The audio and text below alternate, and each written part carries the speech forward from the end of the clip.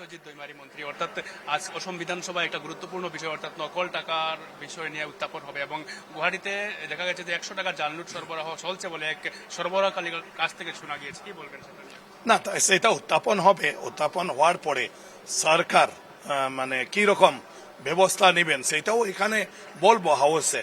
আর সরকারে কঠোর মানে ওই বিষয়গুলো কঠোর একটা সিদ্ধান্ত নিচ্ছে।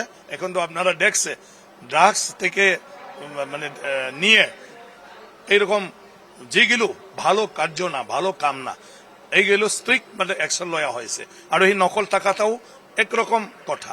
এখন ভবিষ্যতেও যদি আমাদের পাবলিক গুলো সমর্থন করে, ইনফরমেশন দেয়, ওরা নাম্বার দেওয়ার প্রয়োজন নেই, কিন্তু কিছু যদি এরকম দেখে তাহলে পুলিশকে পড়ছি লিখিয়া মানে জানাতে লাগে, তখন পুলিশ মানে কি বলে ফলো করি, হ্যাঁ, ওনাকে অ্যারেস্ট করতে পারে। আপনি যে ধর্মান্তকরণ নিয়ে একটি মন্তব্য করেছিলেন, সেই বিষয়টা কি হবে? আমাদের আসামের ইন্ডিজিনিয়াস খিলঞ্জিয়া জনজাতি, ওরার ভাষা, কলা, সংস্কৃতি, ধর্ম, বিশ্বাস সুরক্ষা দেওয়ার ব্যবস্থা করতে লাগে। সরকারে এখন সেটা সিদ্ধান্ত নিচ্ছে।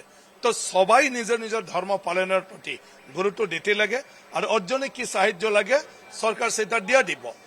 ধর্মান্তর আগে থেকে হয়ে আসছিল, ওর জন্য তো খিলঞ্জিয়া ধর্মগুলো এখনো আছে, তথাপি খিলঞ্জিয়া মানুষগুলো কনভার্টেড হয়েছে। তো ওর জন্যে মাত্র সেইটা না, নিজের নিজের ধর্মের মানে কাম কাজগুলো চলাতে লাগে সব দিনে।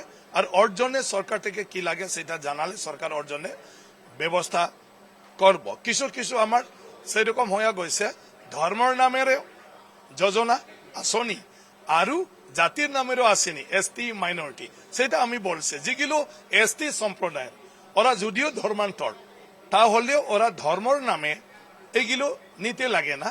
শিডিউল ট্রাইবস হিসাবে যা পায় সেটাই নিতে লাগে। আর যারা মাইনরিটি হিসাবে, সংখ্যালঘু হিসাবে সরকারি যোজনা সেইটা যদি ভোগ করতে চায়, তাহলে ওই শিডিউল ট্রাইবস সেইটা ছাড়তে লাগে, সেইটা নিতে লাগে না। ধন্যবাদ জানাচ্ছি। উনি ছিলেন মন্ত্রী বিশ্বজিৎ দৈমারী এবং বিশ্বজিৎ দৈমারী বেশ কয়েকটি গুরুত্বপূর্ণ মন্তব্য করলেন, অর্থাৎ ড্রাগ সরবরাহের বিষয় থেকে শুরু করে অর্থাৎ ধর্মান্তকরণের যে বিষয়, অর্থাৎ বলেছিলেন যে মন্ত্রী গত কয়েকদিন আগে ধর্মান্তকরণ অর্থাৎ একজন ব্যক্তি শুধু মাইনরিটি বা সিডিউল কাস্ট দুই তিনটি যে নিয়ে সে সরকারের কাছ থেকে সেই ভোগ করতে থাকে, সেই বিষয় নিয়ে কিন্তু মন্তব্য করলেন মন্ত্রী বিশ্বজিৎ দৈমারী।